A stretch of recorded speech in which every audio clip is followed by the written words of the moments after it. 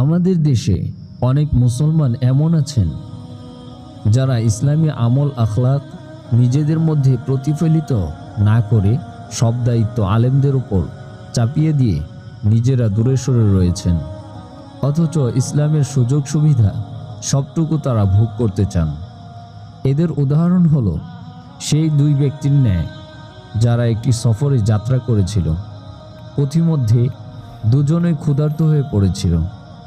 তখন তারা স্থির করল রান্না করবে। একজন বলল, আমি বাজারে গিয়ে সওদা নিয়ে আসছি, তুমি ততক্ষণ জঙ্গল থেকে কিছু জ্বালানি কুড়িয়ে নিয়ে এসো। দ্বিতীয়জন বলল, দোস্ত, তুমি জানো না আমি এই বিরাট সফরের দ্বারা কতটা ক্লান্ত হয়ে পড়েছি। আমার পক্ষে এখন জ্বালানি কুড়ানো সম্ভব নয়।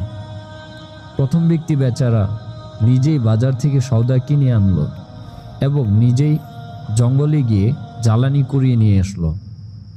এরপর সে বলল, এবার ভাই তুমি আগুন ধরাও, আমি চাউলগুলো ধুয়ে নিই। দ্বিতীয় ব্যক্তি বলল, এতটা ধৈর্য কোথায়, আমার শরীর একেবারেই ভেঙে পড়েছে। প্রথম ব্যক্তি কাজ দুটি একাই করল। এরপর বলল, আমি তরকারি কুটে নিচ্ছি, তুমি বসে বসে ভাতের হাঁড়িতে জাল দিতে থাকো। দ্বিতীয় ব্যক্তি বলল, বসে থাকা আমার পক্ষে মরণ, দীর্ঘ সফরে হেঁটে আমার পা দুটো ব্যথায় চুরমার হয়ে যাচ্ছে। অতঃপর প্রথম ব্যক্তি ভাত তরকারি সব একাই রান্না করে বলল, এসো ভাই, খাবার খেয়ে নাও।